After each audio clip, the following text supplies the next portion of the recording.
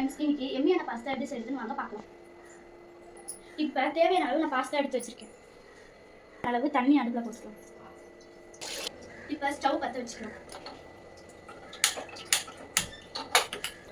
தண்ணி கொதிச்சிருச்சு, நம்ம பாஸ்தா போட்டுக்கலாம். இப்போ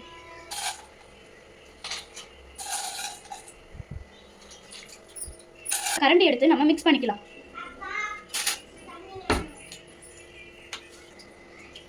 பாஸ்தா ஒட்டாம இருக்க நம்ம என்ன சேர்த்துக்கலாம்?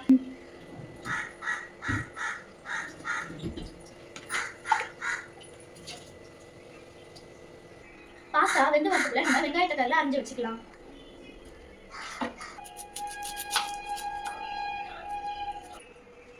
இப்போ நம்ம வெங்காயம், தக்காளி, இஞ்சி பூண்டு பேஸ்ட், முட்டை, கருவேப்பிலை எடுத்து வச்சிருக்கோம். இப்போ பாஸ்தா வெந்துருச்சு, நம்ம இறக்கிக்கலாம்.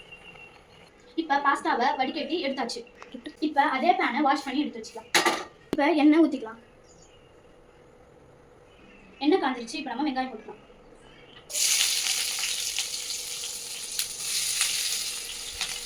இப்போ வதக்கிக்கலாம். இப்போ இஞ்சி பூண்டு பேஸ்ட், தக்காளி, அப்புறம் கருவேப்பிலை சேர்த்துக்கலாம்.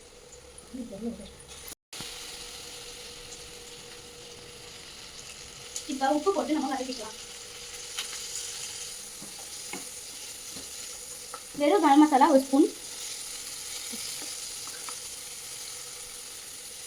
கரம் மசாலா ஒரு ஸ்பூன், சீரகத்தூள் ஒரு ஸ்பூன்.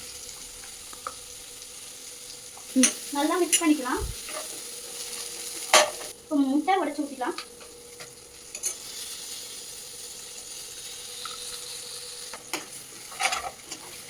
இப்போ நம்ம நல்லா வதக்கிக்கலாம்.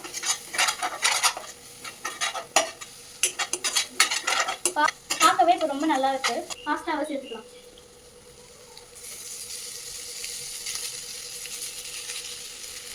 இப்போ நல்லா மிக்ஸ் பண்ணிக்கலாம். இப்போ கொஞ்சம் பெப்பரும் ரெட் சில்லி தூளும் போட்டுக்கலாம்.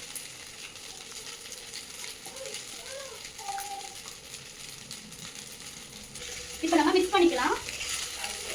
செம்ம வாசனையா இருக்கு.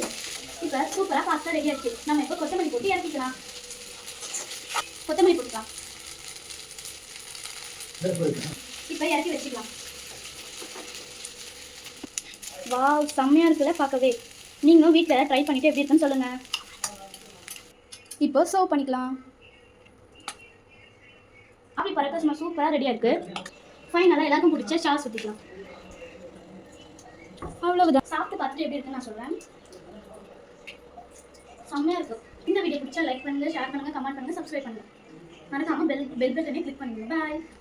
நெக்ஸ்ட் இதே மாதிரி ஒரு வீடியோவில் நம்ம பார்க்கலாம். பாய்.